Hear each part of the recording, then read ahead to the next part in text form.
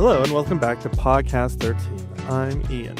And I'm Vanessa, and this week is a slightly unusual one because our guest speakers are, well, us. Ta-da! Ta-da!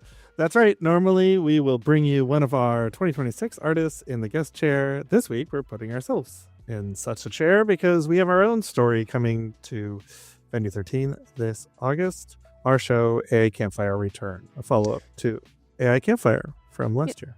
So we thought we'd interview each other about it and let you in on how the whole thing came about. We've also got some news that generally took us by surprise. We've been mentioned in a big new research paper on AI and the festivals, alongside some very serious names in the field. So let's dive in.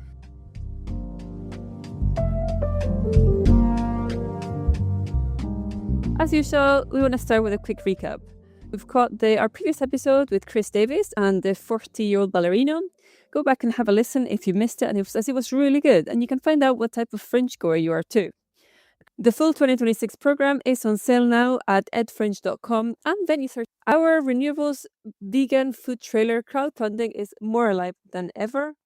And we also have a fabulous anonymous funder who will fund match every donation we get. So this is a huge help, as it means that we only need to raise half the funds. We will add all the information on the description, and we ask you to donate and share, as every little contribution is now worth double. And with that, let's talk about our own show. So Ian, shall we tell the audience what the first AI Campfire actually was, for anyone who hasn't seen it?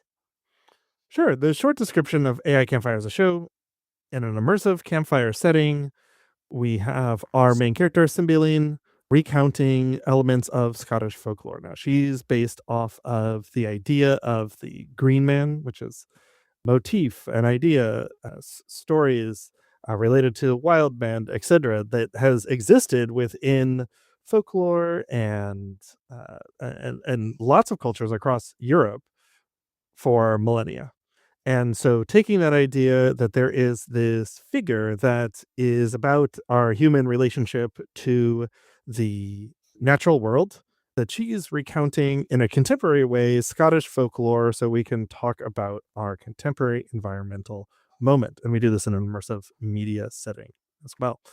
And the show serves as a bit of an archive to also highlight various types of possibilities as well as limitations of technology today that we might be using to think about how this relationship might go forward. A little bit of a solar punk approach as well. AI Campfire is the first of what we are now doing under Venue 13 Productions. And it takes a look at, how we work and what other Venue 13 productions might look like in the future, both in terms of the themes and the ideas that we're working on within this piece and our hope to create as a series, but future collaborations around international projects and immersive site-specific installations, etc. Like that sort of idea.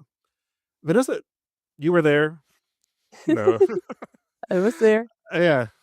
So that gives you a little bit of background of what we were doing before. We were both there when we came up with this initial idea. Do you want to share a little bit about how the concept actually started for us? Yeah, I think it was we were exploring the possibilities of what we wanted Venue 13 to be.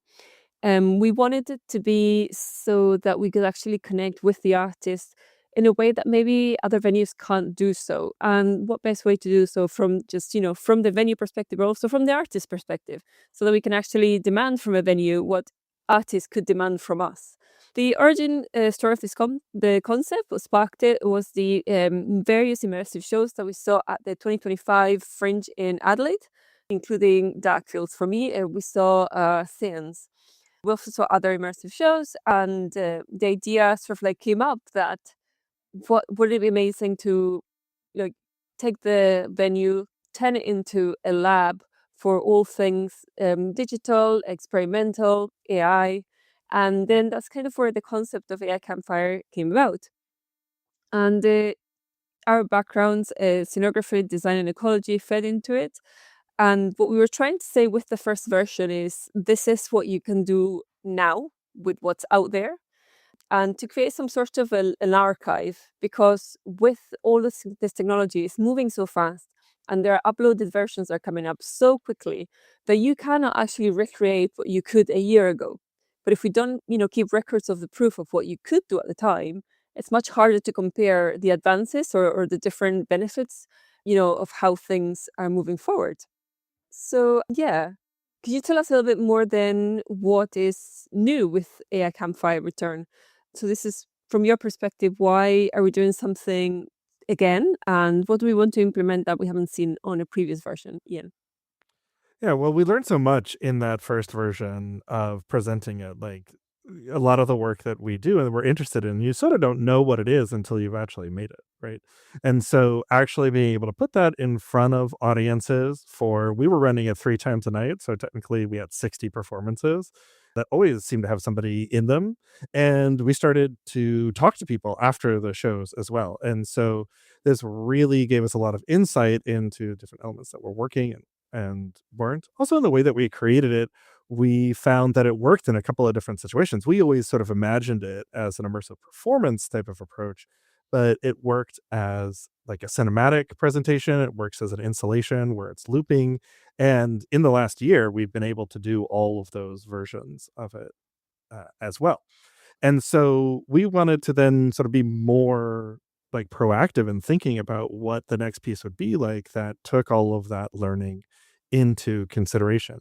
We always sort of had been talking about like what folklore were we going to, what tales were we going to tell with it. So there's that aspect of it too.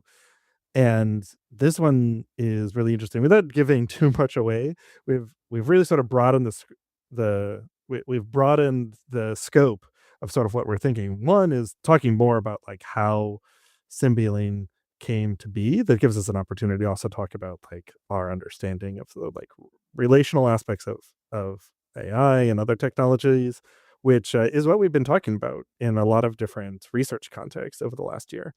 And the stories that we're looking at are much more thinking about seasons and their relationship with each other. So it's a little less episodic than before, but still like distinct and intertwined. And there's also just elements of the technical side that we wanted to work on, which, there's just never enough time to do everything. So we are looking at expanding that, having a very sort of refined approach to the way that we want to work with like projected content, but looking at other things that we've been playing with or seen with over the course of the last year, where we're trying to continue to expand the way that somebody's experiencing it through multiple senses, right? And just as you mentioned, like the conversation around AI has moved so much.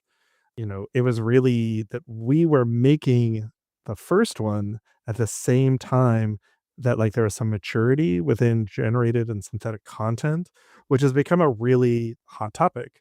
And so we wanna continue to explore that. We've been doing a lot of work around what are the ethics of working with these tools and different ethical ways that we can work with that and any technology, really. And so there are these aspects that both in the way that we're making it and what we're making and then also how we're presenting it, these are evolving things that are really key to this moment. What do you think is new for you this time? What can audiences expect from Return that you think that they haven't seen before, Vanessa? I think, right. So I believe that because we're looking at the idea of having the AI Campfire as an umbrella, this was something like a concept that we were talking about as the more we reaffirmed ourselves on the concept of the archive and how things are moving forward throughout the years. We thought, okay, well, let's take this year as a way to have a stronger look into the characters, their evolution story, in parallel with the evolution story of AI as such a prominent topic right now is something that you have assistive AI and generative AI, and there are other types of AI, and it seems to be like everyone is involved in the conversation, whether they're using it or they're not using it. There's definitely a conversation to be had. So, because we feel like this is something that it's quite embedded in society right now, we do believe that the AI series should have an origin story. And we're going to try and continue with some of the characters that we started, like the Cymbeline as the storyteller, because I do believe that the evolution of her as a character throughout this year and the future iterations in future years, there's been so many changes. Then, yeah, new material or new collaborations. To look into we're looking to incorporate new ways of immersion, sort of like playing a bit more with audio this year as an immersive factor. This goes back to my immediate fascination with dark fields and the seance. How, in that time it was all like a dark room and then you just hear things. And so much comes from that sense of hearing things.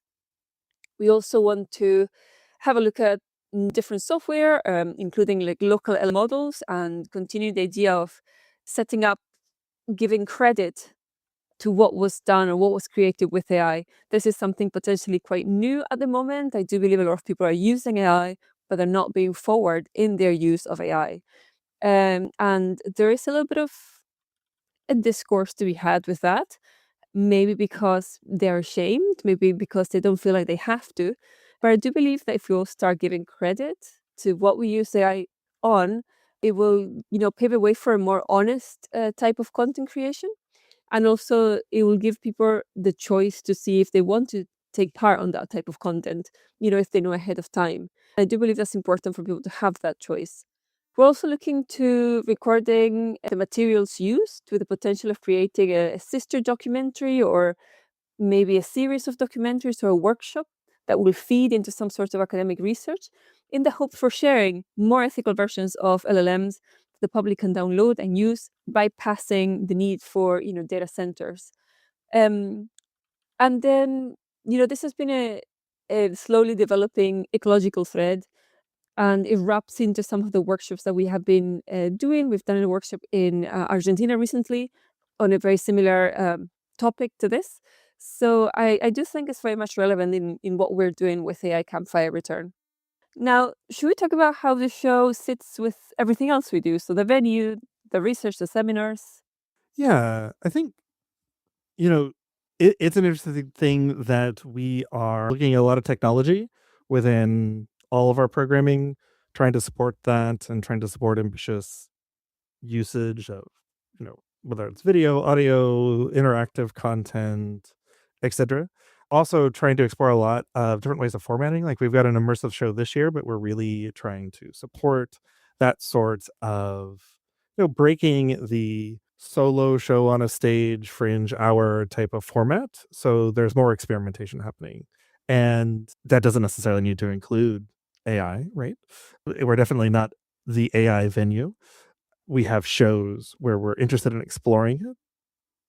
And so I think that having a show that is engaging with such a hot topic, as as we're pointing out, as that we'll see in our next segment on this episode, and looking at different formats. It's a relatively short show. It's done in this campfire setting. It's done in this immersive sort of configuration. So it's changing those things around. That it really becomes part of showing, artists that are coming in, what the sort of flexibility of what we can do in the space is. Because sometimes people can't imagine things until they see them as well.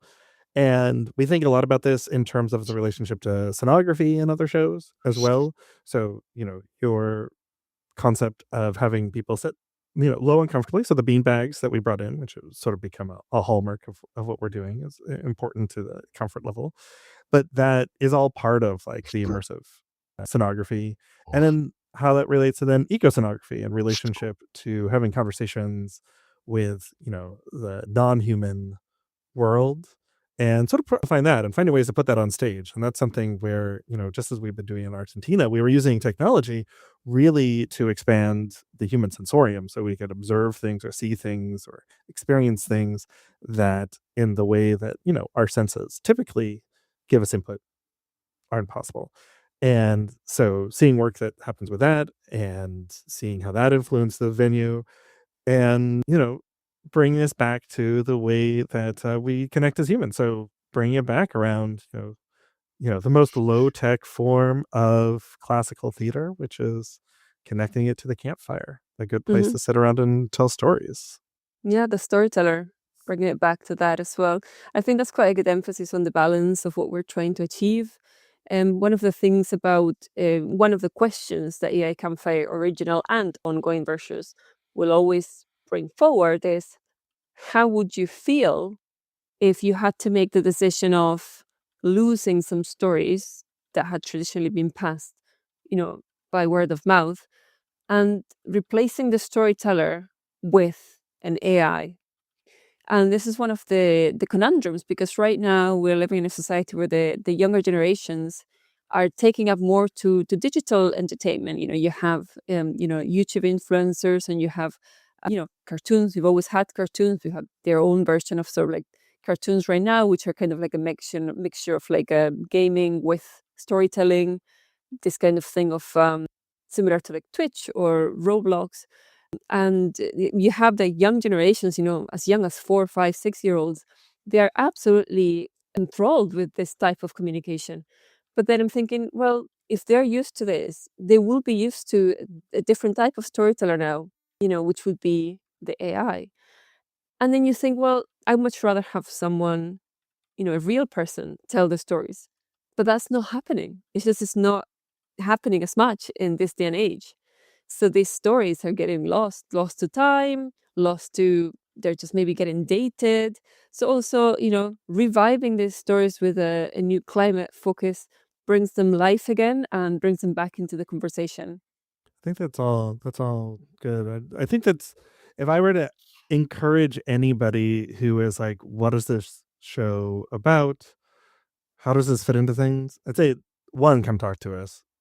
We'd love people to see it, and it's become very important for us to talk to people afterwards about what they're getting from it. Sometimes, and people go in all sorts of different directions, because we can say it's an AI show.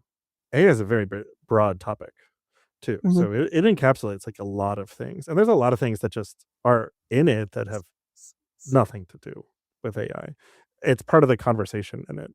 It's been interesting. One of the interesting things that I think that's come out of it is that, I've been seeing people make statements or make posts around the idea. And I don't necessarily even disagree with them, that they're like, if your flyer is generative AI, I'm not coming to see your show. Hmm.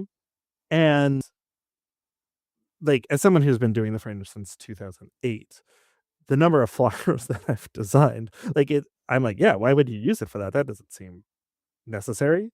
Like, I don't know what benefit you're getting from that in the first place. And yeah, if you really want something of a specific nature, there's so many people that you could talk to, and that like should be looking at the tools as something that's new. But then having conversations with people that's like, well, I mean, my flyer has generative AI on it because the show is in part a conversation around Hmm. generative AI. So It that is. is part of what the show is. And they're like, oh, well, that's a different thing. Like, you're not using it to replace somebody, you're using it because that's part of what it is. I'm like, yeah, the actual design itself, like where the text goes and all that, like that is done by a person.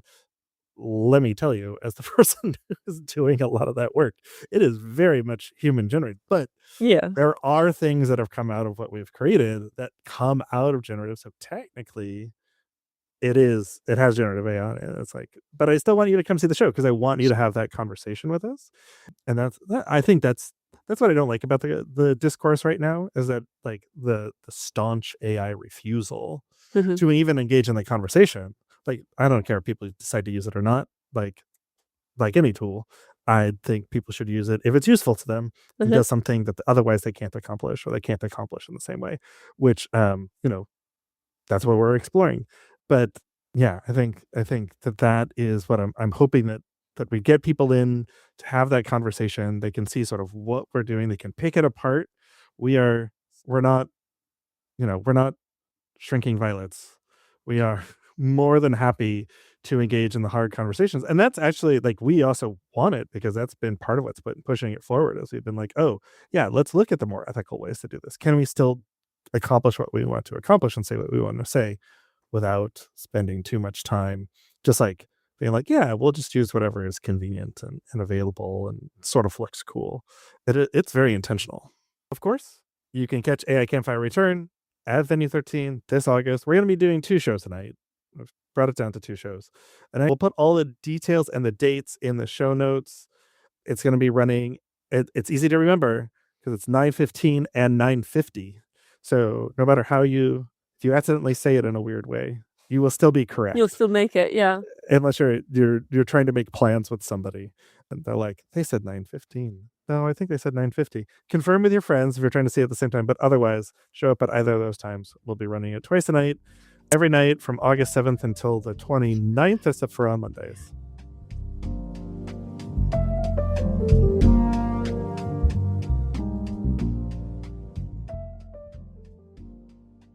Now, this next bit is something we're still processing. In May of 2026, Festivals Edinburgh published a research collection called AI and the Festivals. It's a serious, independent piece of work. It's got a set of essays from a variety of thinkers thinking about AI and about how the Edinburgh festivals might respond to the opportunities and the challenges of artificial intelligence. It's published under a Creative Commons license and brings together a real range of voices from across the sector, people who are working in industry, like in for-profit creative sector, people who are working in the not-profit creative sector, doing theater, working as artists, people who are on the academic and research end of things. It spans the gamut. And one of those voices is Drew Hemment, who leads Doing AI Differently at the Alan Turing Institute and the University of Edinburgh. He also founded Future Everything. So we are talking about research from very credible people in very credible organizations.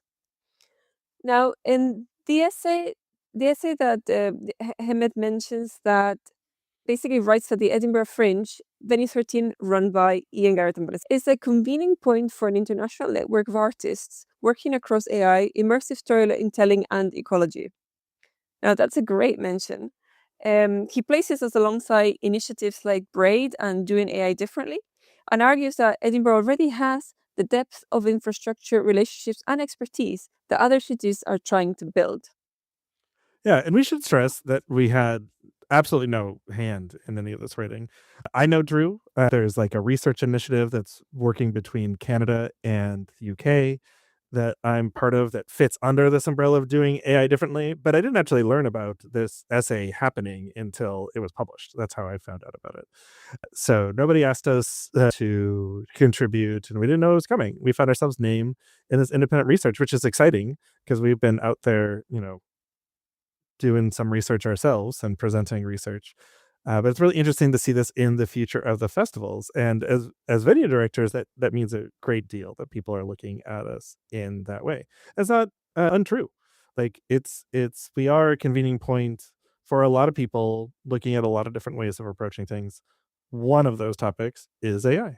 In the day-to-day running of a venue that is being recognized in this research, that means a lot because as much as we very publicly like present what we're finding in terms of, audience experience, whether or not it's our own show with AI, when we're talking about trying to be climate focused, when we're talking about uh, being the first vegan venue, we also are like, okay, we need to talk to people about insurance, or let's now we got to call the city council again to talk about this permit and to clear and hold this parking bay, and what day does our vendor need to get in for load it. Like there's a lot of day-to-day practicalities in there, so it's really great to see that work, the background work that a lot of people don't see, is recognized and then validates like the international network of artists that we've been building over the years and are looking at bringing in work. We're already talking about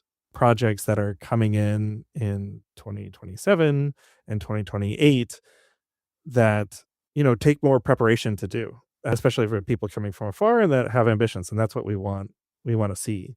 And so independent recognition matters more than anything that we could say about ourselves. And we talk a lot on this podcast, but then being able to have someone else see that sort of leadership, especially for our size, is kind of awesome. What do you think, Vanessa? I think it's a fantastic way to have been acknowledged, the one that you don't know about. It means that, the work is shining for itself.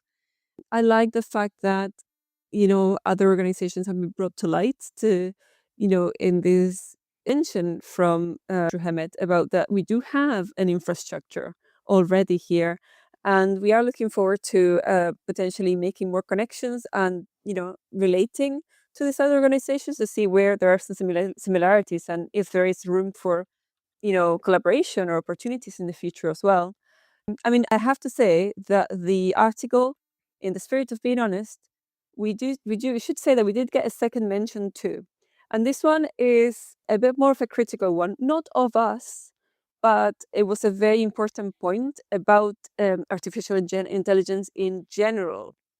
So, in a different essay, Emma Dorfman cautions against shows that treat generative AI as a character with its own agency.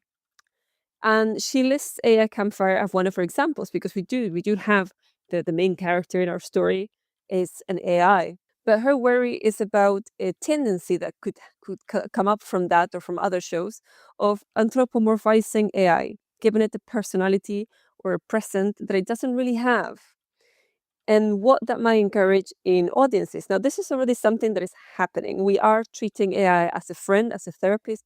We tell it everything. We ask Claude, we ask Gemini, we ask Chat, all of these things all the time. But we know that, this is a machine. But do we really know that, Ian? And is that at some point where we start thinking we rely on it so much, on its advice? It also comes with each software has its own tone. It becomes friendly. You can actually customize it in a way of how to respond to you. So it does become a companion of sorts to your daily life. Do we get to a point where we start blurring the lines and we do think that, this is more than a machine and we should actually hear or heed that advice? That's a really interesting question. One of the things that's come up in a couple of the events that I've been at is and came up within our research presentation that I think was featured in episode 2 or 3. We can link back to that. I was talking about how the real change here is in the way that people are interfacing with AI. Like my first experience with what I would now refer to as large language models was in Edinburgh, my first Fringe, because my brother-in-law was working in informatics around machine translation and talking about the change from like rules and grammar, like grammar and spelling rules based translation into things that we're looking at like statistical analysis of large bodies of text or large samples of language and then building models around that for better translation, which is now, if you use Google Translate, they've gone through a few different models, which would be referred to as LLMs until the last couple of years. And that's part of it as well, because it's contextually aware. So that means that like we're looking at a couple of decades of development of a technology. So in some circles, it's a relatively mature technology. What's really changed is the chat interface for it and how that has changed the way that we interact with it. So it's become much more conversational. We've had years of people making jokes about how, all the digital assistants, Alexa, Google, Home, Siri, are slightly ridiculous and mishear things all the time. And they are these things. And now we're getting to a point where it's like they're more useful and accelerating. And it's because of that interaction. We've where the previous paradigm was like someone would invent a type of technology and you sort of had to find the killer application for it so that people would see why the like a hardware or the background or like the thing that you were using was useful. This is sort of like in reverse. It's like, what is the interface that has actually made sense for it? And apparently that's like making it conversational using like natural language to interact with things, which has been a long-term dream, but now that comes with interesting costs and considerations for it. So I think that it's interesting, particularly in this, the anthropomorphized. How do we relate to it? My own interest in AI goes all the way back to the 2001 movie AI, and that was all about like robotic people. It's about someone like replacing a child with a like the experience of interacting with a child and not love with a robot. And a lot of these conversations were happening in that too. So it's an interesting time to be doing this type of work and seeing it happen. Absolutely. We will pop a link to the full AI and the festivals report in the show notes so you can read it for yourself. And, you can also make up your own mind on this. If you want to also comment on it or, if you are a researcher on this topic, we would love to have you at the website, at the podcast at some point. So drop us a message and we'd love to talk to you.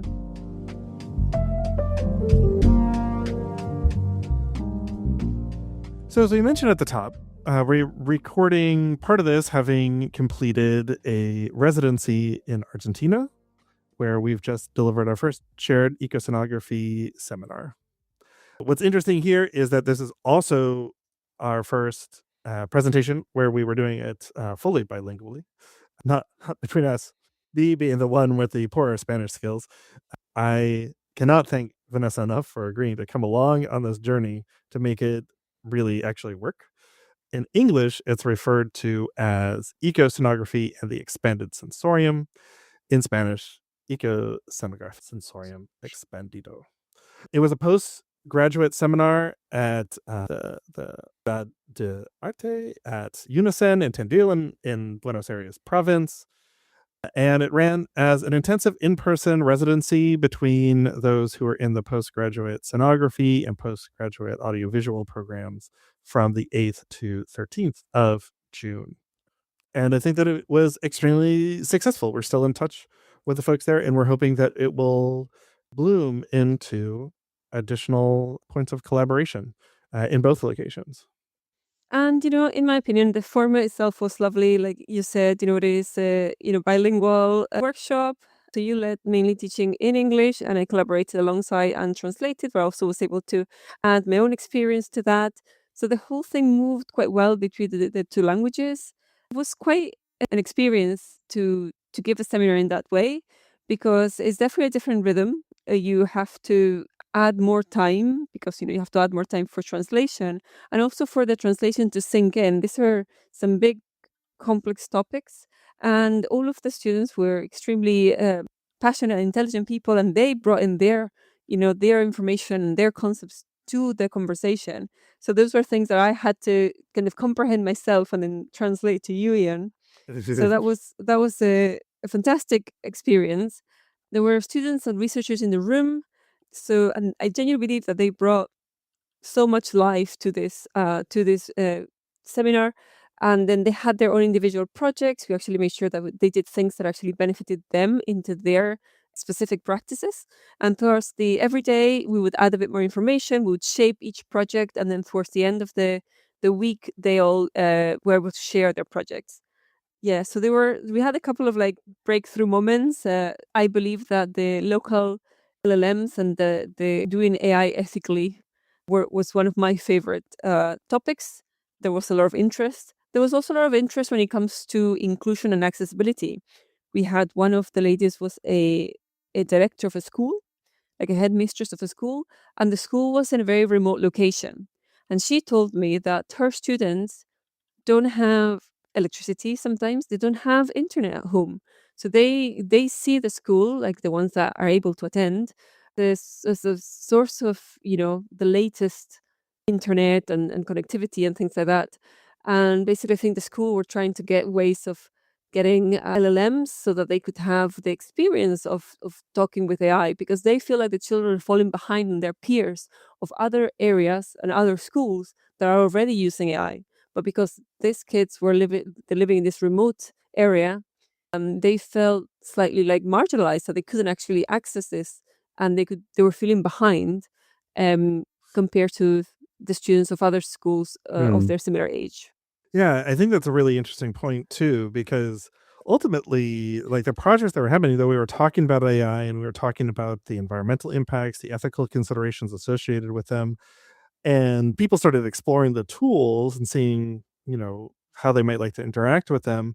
Ultimately, the projects didn't really involve much use of them. Like there's one project that used it for a very specific and limited purpose that made sense. It was, they had when we were going out and doing site work, there was a photograph of a frog, and then they wanted to do something where they needed a 3D model of it. And so they were able to like use a model that was able to extract that information from the photograph and then use the visual information to like create a texture, a skin on this 3D model that I had created. Uh, so that it was like sufficiently looked like the three-dimensional frog, and then they used that for some animation, and so there was like a very specific use. But other than that, it wasn't really used that much. A lot of what we were doing was using technology mainly as a way of changing our perspective, right? We were doing a lot of stuff around the principle of slow technology. So even when we were talking about it, we were talking about like, okay, here's how and what the limitations are for working with it completely offline, so that you don't need to do something that is being overseen by or involving like these large tech corporations, and you're using whatever local energy source that you have. In the schools that you mentioned, like it, someone might be able to tell that like they have some computers, but they don't necessarily have the internet. So we're like developing like how would you work with this, and then that also slows it down, right? That makes it so that you have to be in parts more intentional about what you're using and why you're using it, because you still need the same amount of compute, and you might be using a computer that doesn't have the power of some new data center and its cluster. And all of these things then make sort of visceral the sustainability component to it, the thinking about how it interacts with ecology, because then you're actually like you're experiencing what the energy use is like, because that translates into processing speed. And we were working with the CCTA plays. So as opposed to having a recording for a CCTA play on this episode, we'll share some of the documentation for the projects, primarily working between pond life, about frogs, and tree people, which has an interaction with a tree. It will make a little bit more sense when you see some of the documentation, but just a little bit more for it. We were really trying to move away from purely humans storytelling and something that was more ecological and relational. So we're using 360 video with action cameras that you could get into interesting spots to like really change perspective from anything that humans might see in terms of scale or position. They were waterproof, so a lot of time spent sticking it into ponds. Also, a lot of interest in spatial and binaural recording as well, so that we were really thinking about this idea of attunement, right? This idea that we're trying to pay specific attention to things. And we want to do that in an immersive and natural feeling way, so that we're like bringing attention to other ways of understanding place. Ultimately, we ended up with these 3 installations. They were very different. There was a VR experience that was both in a headset for the Mhm. people who are like experiencing it, where you're moving around, hearing birdsong and moving through tree in lots of different ways. But they also created like a space for you to go into that was bringing like leaves in. They were, using scent by having. We happened to the our last day was also the day that just like the city of Tandil was doing like arbory work, so they were trimming trees, and so they brought in some of that, so they were like fresh and having that blow around with fans, so like very experiential. There are others that were looking at like projection mapping onto things that like high above us on the lowest, like looking at levels of like water and experience, like trying to put us into that in a human scale. And the one that ended up using AI to create a frog, like create a Pepper's Ghost illusion, to put a frog in a jar. But otherwise, was created an immersive projection experience using a couple of projectors and the inner shell of a camping tent that people Yeah, came into, and the all really lovely ideas, like bringing both the technology into it for these different perspectives, but then also bringing in a lot of the literal natural world, a little bit of cleanup that happened to there, cleaning up leaves and such once we got inside. I thought it would. That really genuinely made it very immersive for me. It really like made it feel like I was, I don't know, planning for AI Campfire all of a sudden because all the branches came in, and then yeah, I believe that I don't know, it was a very interesting way to actually bring the best of a VR headset and also understand the limitations of a VR headset. For Mhm. example, like you had to have a one person to one person, like a one to one person on standby. And there were many times people were trying to start the experience and they just couldn't get there, little things like that. And it has to do with so much more than just trying to create. Did I create the video or the experience correctly? It has to do also with the model of the headset, the model, the connection, so many things go into play. And just one thing not going right, then you actually need immediate help, or you just Mm. don't go forward. This is also a question that we've presented ourselves when we were creating AI Campfire. Do we want to use VR headsets? And the part of me was like, absolutely, yeah, they're fantastic. But then you also have the warnings. People need to be sitting down. If they're standing, you could get dizzy. You could feel sick. And then there are all the reasons why it could just not work that day. And then you have, a huge audience are not having a great time. So I do believe that as much as I enjoyed it, I do believe that the technology has a bit of, I don't know, a road to go before it's good or viable for like a larger show. Yeah, I think what I would refer to that as is an affordance. There's still a lot of affordances regarding how to engage with these technologies. So you're always going to end up with some limitations associated with them. And part of the process, the iterative process, and very much the human process, is figuring out then how do you creatively respond to those. So, when you're talking about doing work about a place and they spend a lot of time in a park, it's like, well, what's the weather going to be like? So, eventually everybody sort of moved it inside. And then it's like, well, how do we bring the outside inside? Mhm. So bags of leaves, branches, etc., coming in because they wanted to create that experience. And, having a VR headset, that is a solo individual experience. And it worked for that one. But I don't think that what was ultimately in the tent would have worked in the same way. Part of that was about having multiple people being able to share it. And so thinking about how you do those things, I think is really important and something that came out of that. We'll add all the links for the seminar and for Toaster Lab. Some of this comes out of my work there, which is the Canadian company I help run, as well as a lot of things that we're thinking around AI Campfire. All that will be in the show notes. If you want to read about the work a bit more, we'll share it. And then, if you come see AI Campfire return, I wouldn't be surprised if you start seeing some of this stuff appear there. It was also, I think, inspirational for us as well. Absolutely. I was very inspired. Okay. That's going to bring us to our outro, which starts with you.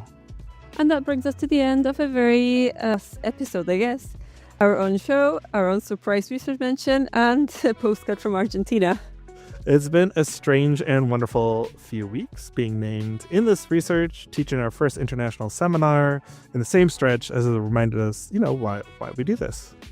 And next time, we'll be back with another one of our 2026 artists in the guest chair. So thanks for joining us. And see you next time.